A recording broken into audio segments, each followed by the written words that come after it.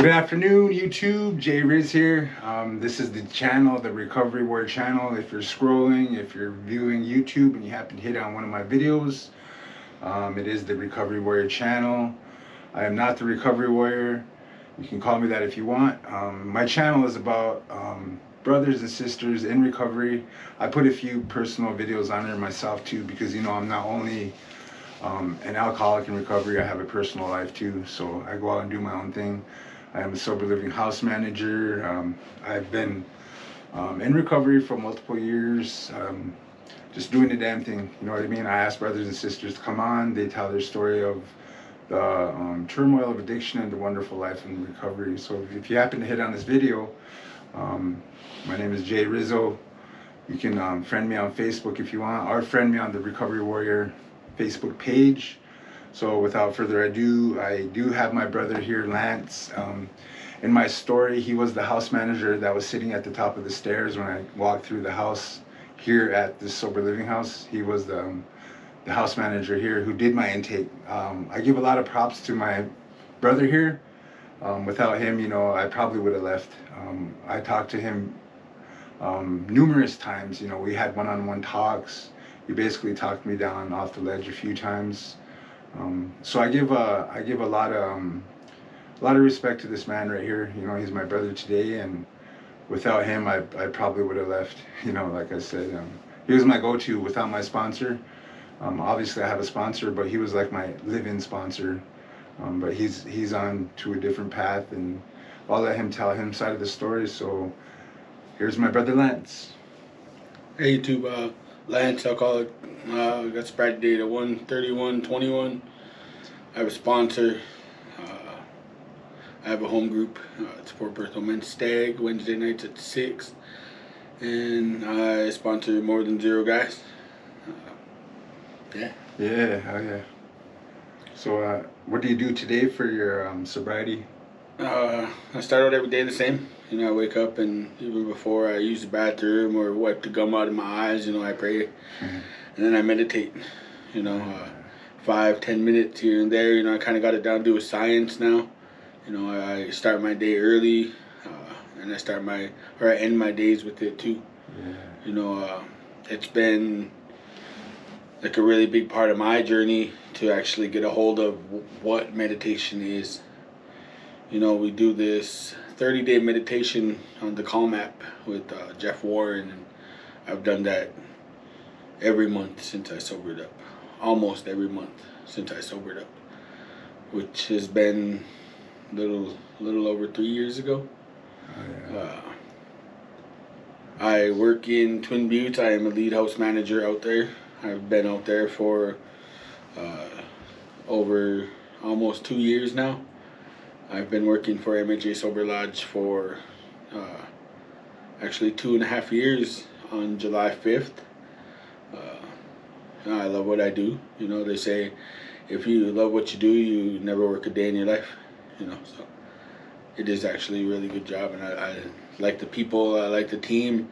I call it the team because we're a unit.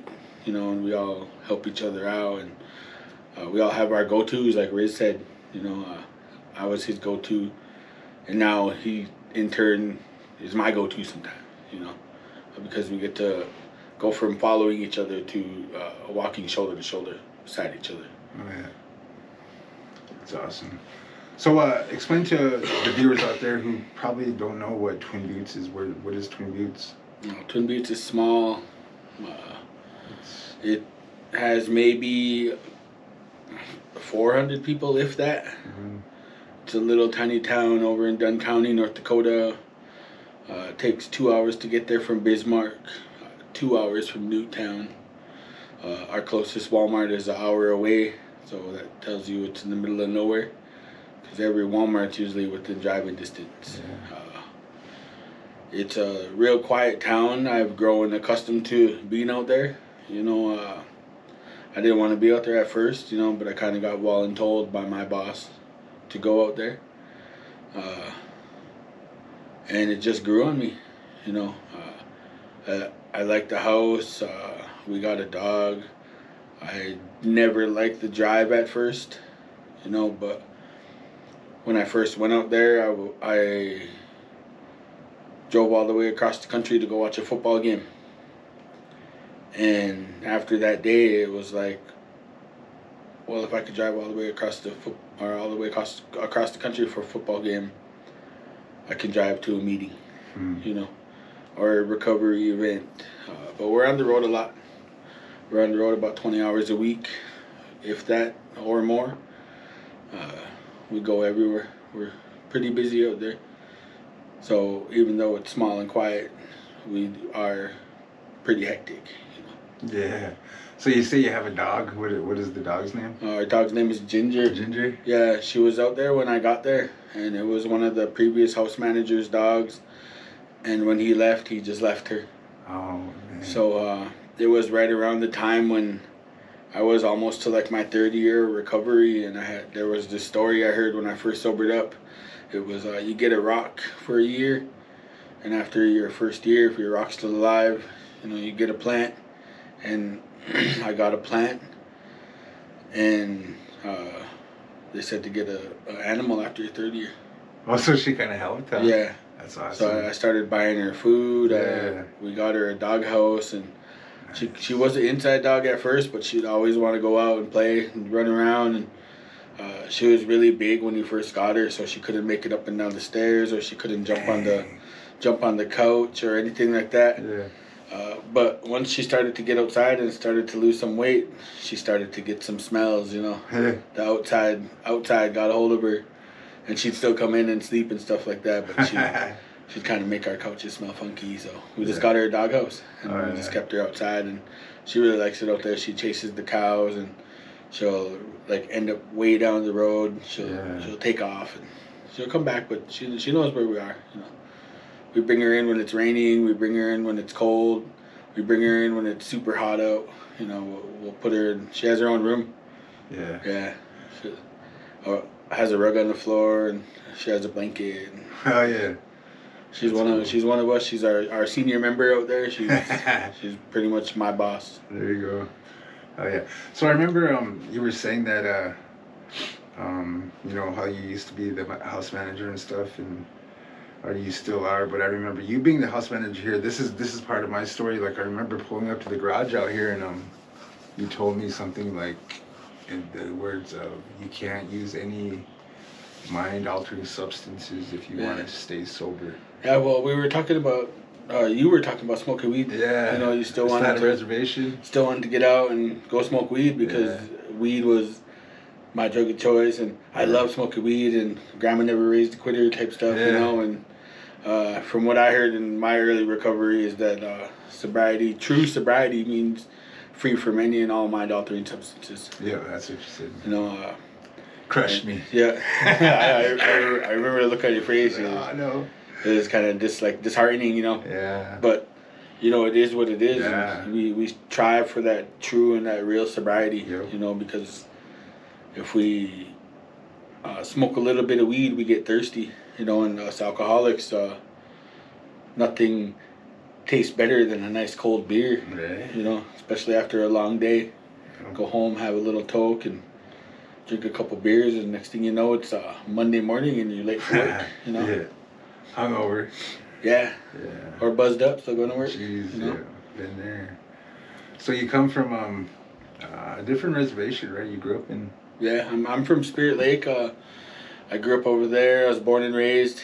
I grew up in foster care. I didn't know my family. I know I had parents. I knew who they were, but I never knew who they were. Yeah. I never knew what they were about and stuff. Did you grow up around alcohol in the house? Yeah, my earliest memories of alcohol were the empties on the coffee table in the living room. My mom and my dad passed out, or one of them in jail, or one of them domestic violence cases, Yeah. stuff like that. We used to wake up to those in the middle of the night. Yeah. We used to wake up to parties, all kinds of different uncles and aunties that were not really actually related to. Yeah.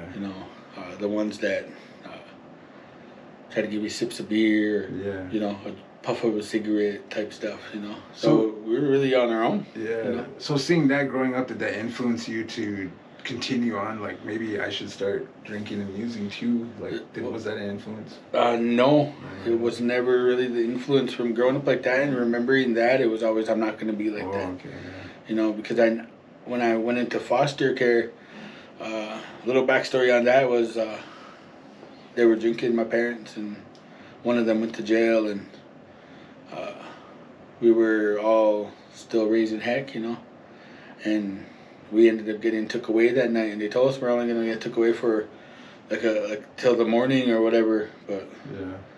geez, fast forward my whole life, you know, my whole teenage years, I didn't go home till I was 16. Yeah. You know, that was about give or take 10 years. Yeah. You know, and it was really tough. But I never had the notion that hey, I'm gonna grow up and be an alcoholic, or hey, Yeah. I'm gonna grow up and love drugs. You know, because I didn't even know what it was. Yeah. I just knew that it was around, and it really actually did seem normal. Yeah. You know, because it's what everybody does. It's what we talk about doing on the weekends. That's what all of our memories are. Mm-hmm. You know, we ever sit down in a group of us. That's all we talk about is war Yeah, stories. You know, right. what it was like. One up each other. Yeah, yeah, for sure. Yeah. So what influenced you to get into alcoholism? You know, like Popularity. you just said. You know, popularity was everything growing up. You know, I grew up in okay. the early 2000s, and it was who was the coolest. You know, Yeah. who did what. You Who know, could drink more? yeah. Stuff like that. Yeah, it was always like music influenced. You know, gangster music, Bone Thugs, 3-6 Mafia. You know. Oh, the Stuff- lifestyle. Huh? Yeah, the strive to be like that. Yeah. You know, but I didn't think it was gonna take off and Yeah. end up how I ended up. You know, but for the most part, it was popularity. Like, oh, these guys are doing this. You know, oh, I want to be part of that crowd. You Then know? you just ended up just carrying it into your adult life, huh? Yeah, yeah. I didn't ever think I was gonna do it. Yeah. You know, because everybody has these dreams of growing up, graduating high school, going to college. You know, getting out of college, working for the rest of your life. You know, Yeah. type of stuff like that. But like I was really, like influenced by like that kind of stuff. Yeah. You know, to be bigger, to be better. You know, because growing up in foster care, we always had to be better than those kids because we wanted the more attention. Okay. You know, so I'm really attention seeking. I'm really self-centered. I'm really, you know, egotistical when it comes down to, you know, me as a person. You know, Yeah. or I was. Yeah. You know, still am some days, but it's not as bad as it was. Yeah. So kind of like thanks to this program, you're able to identify that and stop it. Is that Yeah. how that works for you? Yeah, of course. I mean, every day. Yeah. You know, just because we sobered up and say, oh, I work a program of recovery, it's not the perfect program. Right. You know, because we all have our days. Yeah. Today was one of those days. Like really bad. This morning it was, I'm a routine guy. I love my routine. I stick to my routine because I try to be as disciplined as I can. Mhm. You know, I get up, I go to the gym, come back and get ready for work. And then I eat my breakfast and I go to huddle, you know. Mm-hmm. And then JB called. Boom. Kind of threw me off track. Yeah. Go get the buffalo, he said. So right away I was like, okay, I could go get the buffalo. You Yeah. know, but it just kind of went sideways. And Derailed you? yeah, it just derailed me. And I was like, man. But then I went to go get it and it was closed. Yeah. And then he's like, well, just call her and text her, you know, pick it up tomorrow. So I was like, oh, okay. And then after that, on my way home, I'm like, man, I'm getting myself all worked up over, Yeah. you know, something that is easily fixable, Right, you know, right. because tomorrow we could go get it, Right. you know, even though I was getting rushed around and stuff like that. Then I Yeah. forgot my card at home, so I had to go all the way back Oh, out to the man. house and grab my card and hit the ATM. Yeah. It's one of those only withdraw $200 ATMs too, so a Uh, couple times withdrawing. yeah.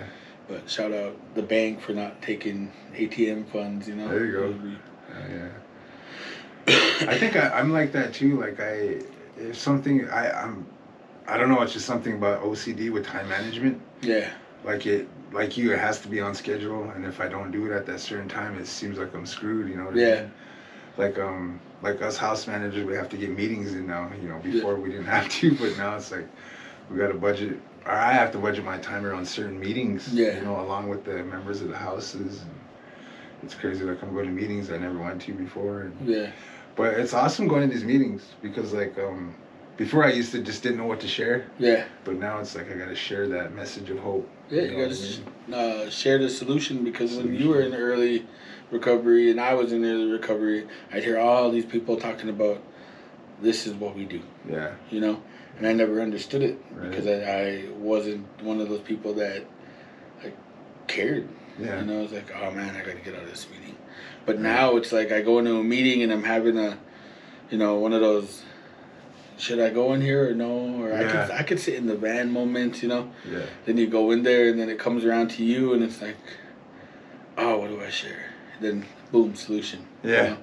This is what you do. Yeah. And then after that meeting, you're like, oh, I'm glad I went in there. Yeah. You know, because we're usually like stuck in our head before the meeting. You know, like, oh, I don't need this meeting right now. Yeah. Because I'm good. You know. Right. I know I'm good. I got this. Yeah, I've been sober a little bit, you know, and I know that I know the solution. Yeah. You know. But it's crazy because I had that happen to me last week, or not even last week. It was I think it was on Thursday. Mm-hmm. Yeah, or Wednesday, one of those meetings. It was Circle of Life Big Book Study, and usually I just wait in the car or I'll go get something to eat, you know, but I don't eat after a certain time now, so I was going to sit in the car, but then I seen the guys walk in and I was like, oh, I'm going to go get this down, you know. And then fucking big man walks in, you know, and I was like, oh, glad I'm in here. Because he's one of those ones that'll say, you gotta set the example, you know. Yeah, he was one of the ones that told me too. He said, well, just talk to the new guy, you know, if you don't know what to say, talk to that new guy sitting in the back. Maybe he'll change his life. I'm like, oh, okay.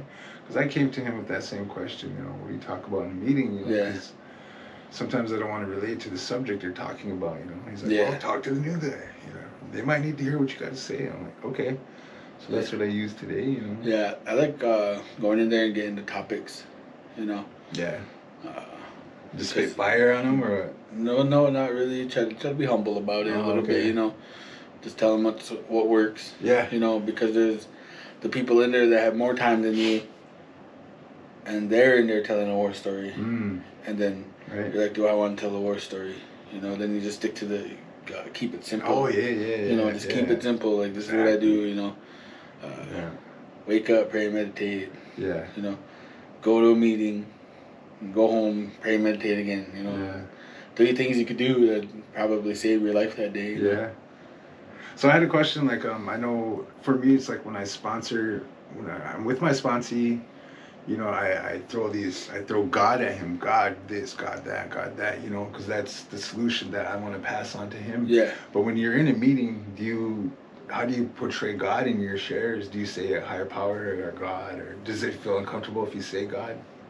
Yeah. It doesn't. Yeah, because at first, when I first went to meetings and stuff, I heard God, and I was like, oh no. Yeah. You know, I don't. Yeah. It's not that I don't believe in God. Yeah. You know, it's the God that was portrayed and pushed on me growing up that I didn't like. You know. Yeah. Because the God took my family from me. You know. Put me in foster care. You know. Did all these wrong things to me. Didn't get me out of jail. You know. Made me sit 30 days. You know. But I never seen it as a lesson or anything like that. But in meetings, when I do share, I say higher power. You know. Because you could scare somebody away. You know. That's true. Because it's not a religious program, and every time people say the word God, it's synonymous with religion. You know, God and religion go hand in hand. Okay. You know, because when you go into a church, they talk about God. Yeah. That's what really my mind went to right away. That's cool. But it's higher power of your own understanding. Yeah. You know, and it takes a little bit longer to say, but people are like, okay. Yeah. Now I get it. Yeah. But then, what do they mean by as I understand them? You know, it's whatever you want to do. You know, when I always say that my first higher power was my big book, because I read it all the time, and I don't know back front to back, but I know what's in there. Yeah. You know, and I know that the first 164 is the meat and potatoes, and the back of it is a spiritual experience, and in between is stories. Stories of experience, strength, and hope that are supposed to, like, Yeah. show you, Yeah. you know, that other people are able to do it. Because not only is it, we could see it every day in work, but we get to read about how they did it Yeah. years ago. Because something's obviously working if people are sober from back then, off a program they made back then, and we're using that program today. You know, so it's pretty amazing. Yeah. But what's crazy for me is like when I was reading, I was like, hey, that's me. Yeah. You know, shit. I'm not the only one that experiences that. Mhm. You know, it's like, god damn, we're all in this together. Right. It blew my mind. When I first got to treatment, I went to treatment in Partial Resource Center. Shout out P Town. It was horrible. Yeah. At first, it was horrible. Yeah. You know, I walked through the doors, and you know, they told me that I didn't know how to stay sober. Oh yeah. I didn't know anything about staying sober, and it got me mad. Yeah. You know. But fast forward a couple days, I was sitting in a big book study, the world's longest big book study ever. Like maybe 2 weeks sober, if that. 1 o'clock to 4 o'clock p.m. every Monday was a big book study that we had, and we'd only get through like a half a page. But we were doing the doctor's opinion, and in one of those pages they label 5 types, you know, Yeah. of drinkers, and I was blown away by Yeah. it because every one of those types was me at some point in my life, Yeah. and I didn't know that. So that's when I started like identifying myself as an alcoholic. Mm-hmm. Because at first it was, oh, I'm Lance, you know, Yeah. kind of cower up, tuck the tail. That's how you would introduce yourself in a meeting. Yeah. I'm Lance. Yeah. That's my email too. Yeah. You know, it's I'm Lance. yeah. And that's all. Like, keep it simple. Yeah. But yeah, it's crazy because, like I said, I never thought of myself as an alcoholic. You know, let alone of the hopeless variety. Right. You know, I always say that, and I know it now. Not only from experience, but looking back, that I truly believe that I'm only sober today because I went to treatment broken. You know, all my bridges were burned. I had no friends. I didn't have family. I didn't even have my mom in my life at the time. Mm-hmm. You know, I just had that one dude that took me to treatment. I can't remember his name, but he was the only person that talked to me Yeah. that was like sober, and it was crazy because when he dropped me off, he's like, I don't want to have to drive you back here or something like that. Yeah. So right then and there, you know, it was like, okay, the only guy I'm talking to now is leaving. You know, now what do I do? Shit, huh? Then I walk in and I see a bunch of people from my res in the treatment center. There's that guy. Yeah. He owes me cash. And I ran into Trevor Trevor. Inkton, Mm-hmm.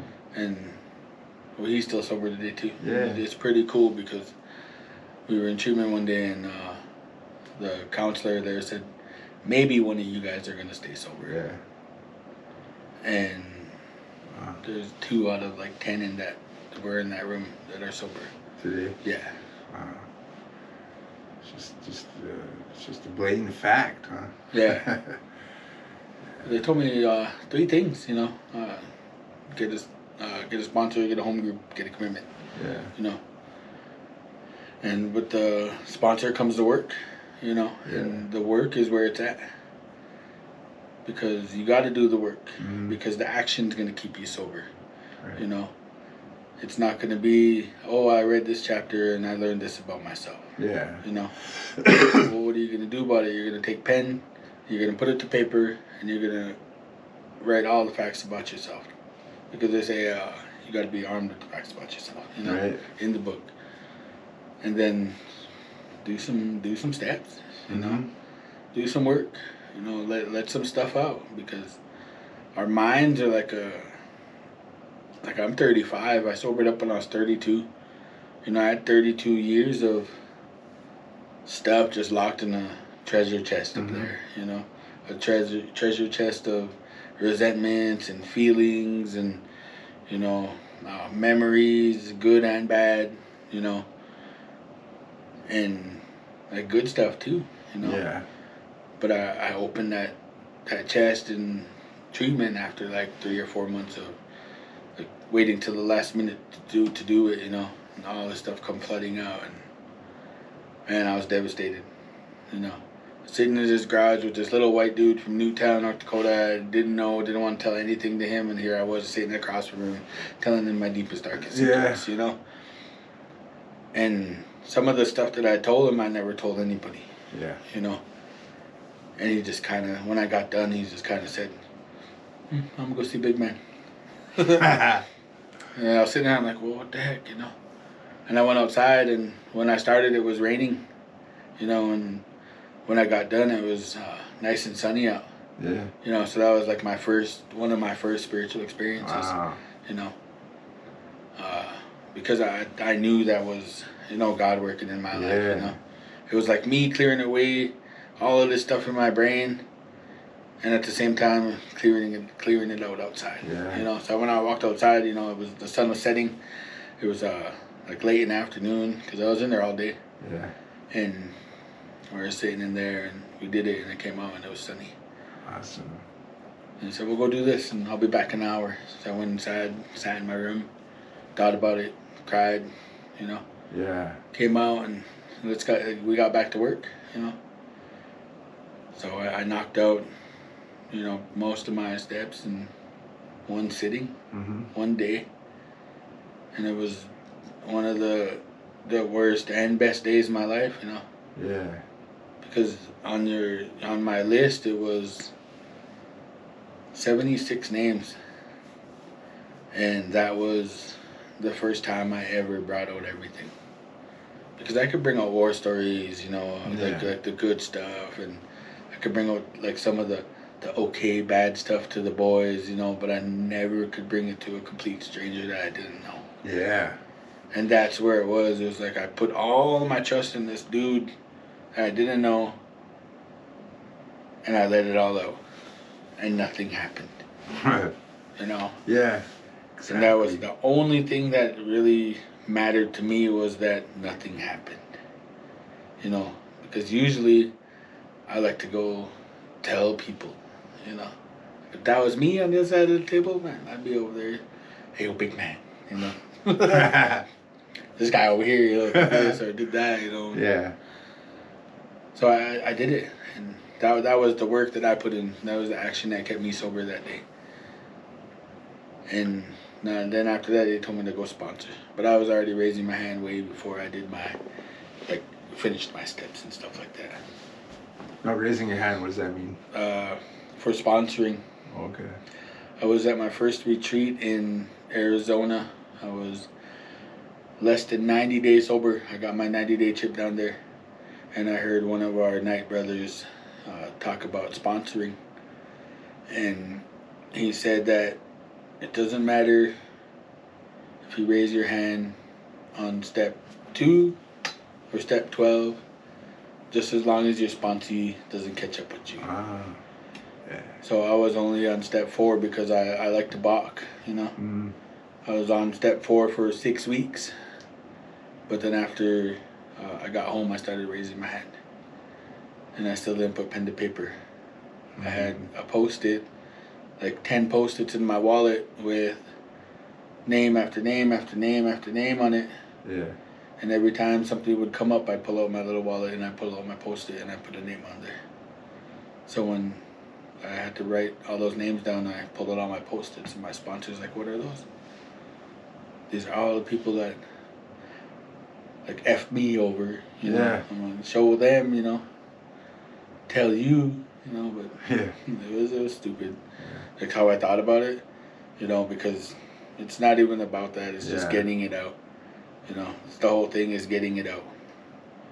So you don't have to worry about it. You don't have to lock it away in that little chest. I took the padlock and I threw that padlock away years ago. You know, But now there's a new chest up there, you know, Yeah. with like the solution and how to stay sober for the day, and you know what I do to stay sober. You know, and it's gonna be a it's gonna be a blue book, and it's gonna be a Calm app subscription. Oh, yeah. That's cool. So what do you do today, like for your sobriety? I know it's probably hard. I know it's hard for me sometimes. You know, I have bad days too. But like, what do you do when you get into a rut? Like, Ruts are seldom. like when you hit a wall, like seldom, huh? They're really seldom. Awesome. I'm so busy that I don't have time to get in the rut. Cool. I have time on the weekends to sit in my room and think about being in a rut. Yeah. Because when it's just me, I get lonely real easy because I'm so used to being busy. Yeah. You know? So when I'm sitting in my room, I'm like, oh, what are we going to do? Yeah. When I know I should be resting, I try to get out and I try to do something. Yeah. I need new guys in my house because all my guys are 12-steppers now. So I don't need I need new guys to actually spit the solution to. There you go. You know, but the vets in the house now are always coming to me saying, "Well, what do I do? Yeah. What does this mean?" You know. Isn't that awesome? Yeah. Yeah. How did you get here? You know. Yeah. Just like you. Yeah. What do I do? How do I do this, Lance? You know. Well, you pray about it. Yeah. You know. I'm always saying, did you pray and meditate? You know. Right. Because that's what they told me. Yeah. You know, I called my sponsor for the first 3 months. You know, how do I do this? How do I do that? You know, we pray about it. You know, so prayer was really pushed on me. You know, because I never prayed. I froze up today in huddle when they asked me to pray, and so I kind of prayed about it. You know, just to kind of let it out. You know, just pray for us, pray for our families, pray for people still suffering. You know. Because we should know how to pray. Yeah. We pray every day. We pray in every meeting. We pray before we go to bed. But when you get put on the spot, we freeze up. Yeah. You know, like that wall you were just talking about. Like that was a big wall right there. Yeah.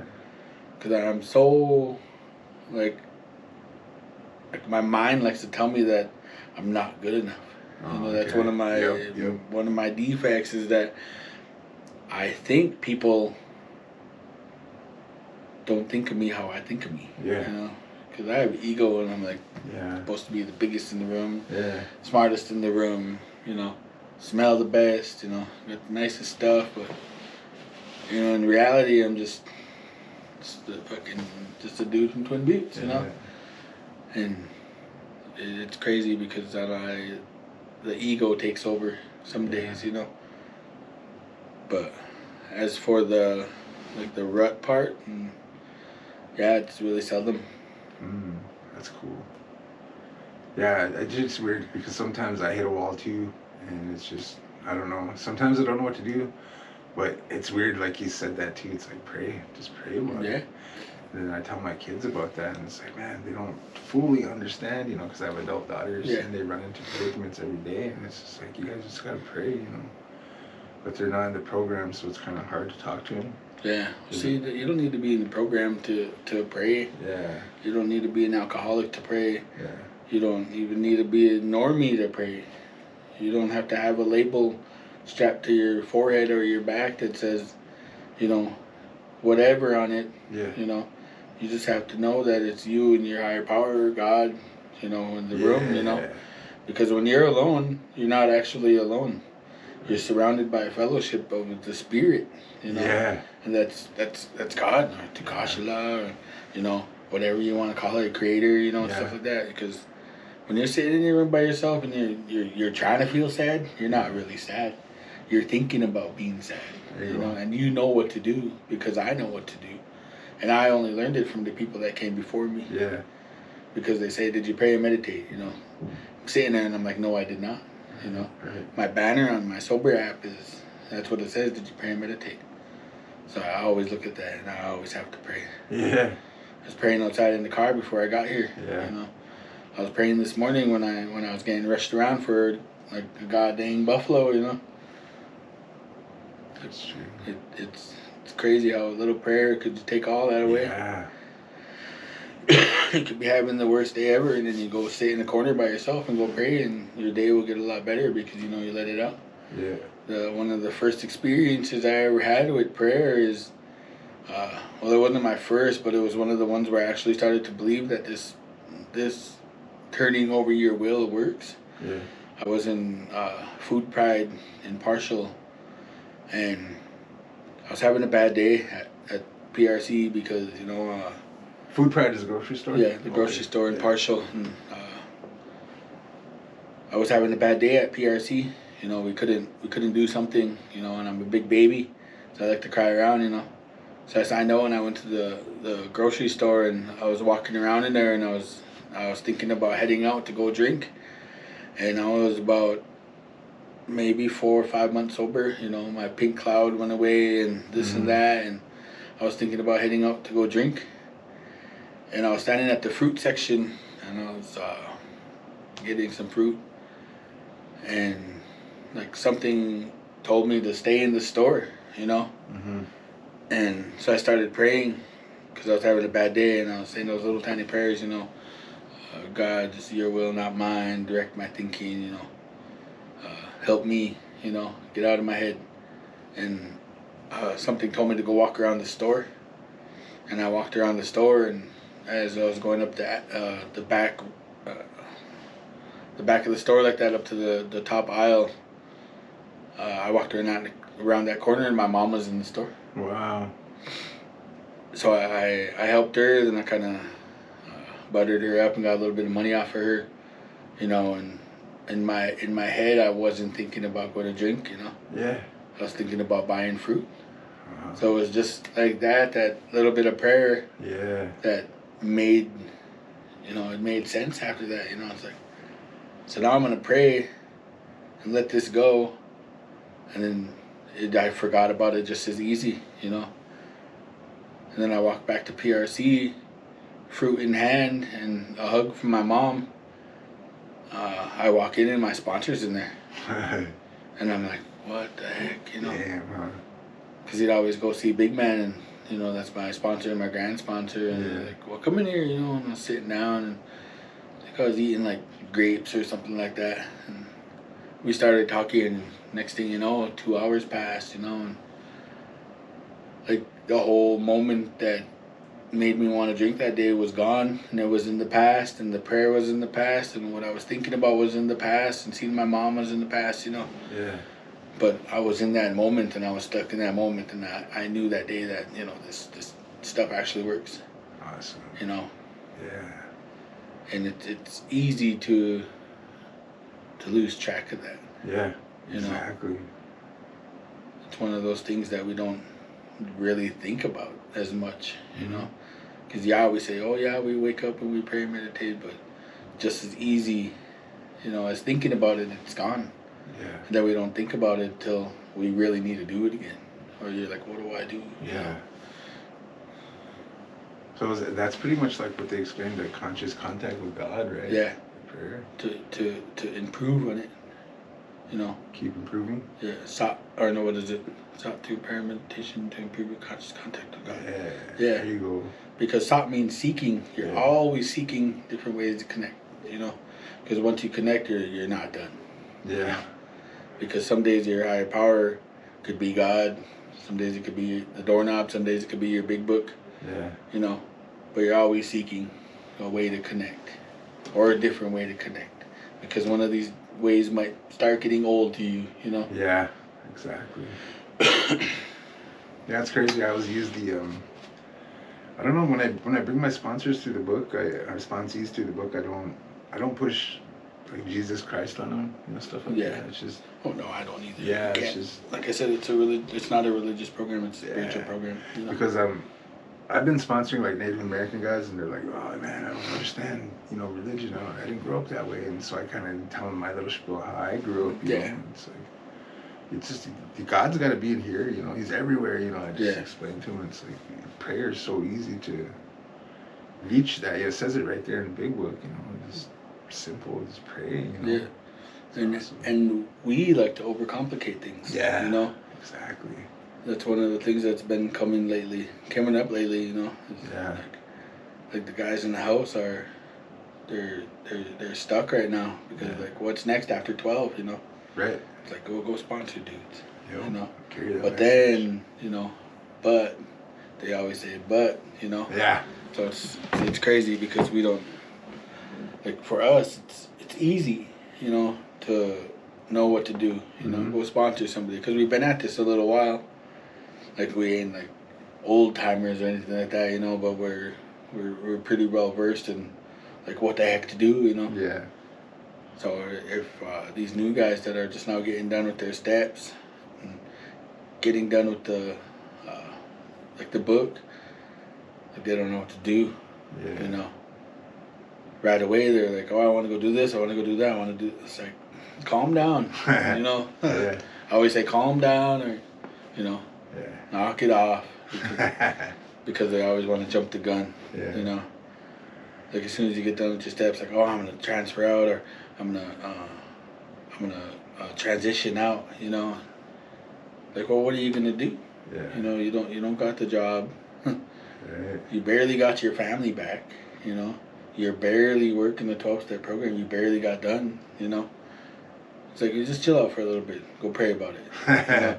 Then they go downstairs and they pray, or we go for a drive and we go get, like, I like to get their minds off of it. Yeah. So we're always on the road, so it's always, what are we doing? Where are we going? What meeting we hitting? What are we doing for fun? And the most important one is, where we eating at? Yeah. And it's always wherever, I let them pick, because it doesn't really matter to me as long as they get, I gotta let them get their way somewhere a little bit, because once I take over, we're doing what I want, and that's a lot of walking, and it's gonna be hot. Yeah.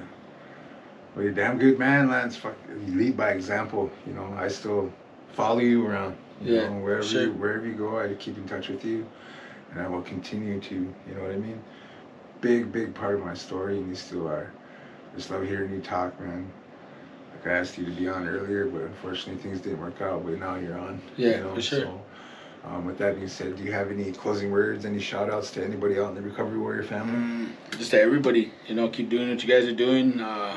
Keep praying. Shout out to MHASL team. I love you guys. Thank you for having me. It's been a really good, like, even though I said I had a bad day today, this morning, I got to pray about it and forget about it. And now it's back to one of those days where it's like, that stuff's in the past. Yeah. But yeah, I'd just like to thank everybody for watching, everybody for taking time out of their day. Just do the work. Awesome. Keep it simple, find your balance. We gotta balance everything in our lives now, and we could do that without drugs and alcohol. Awesome. Because we're not here to please anybody other than ourselves and our higher power. Right. So just find a balance. And you got this. Yeah. All right. Well, thanks, Lance. Thanks, brother Lance. Love you, bro. Love you too, bro. Yep. And for you guys who are just watching and you hung in there this long, I am the Recovery Warrior. This is my channel. My name is Jay Rizzo. If you like what you see, hit that like. If you want to see more, hit that subscribe. Love you. Bye.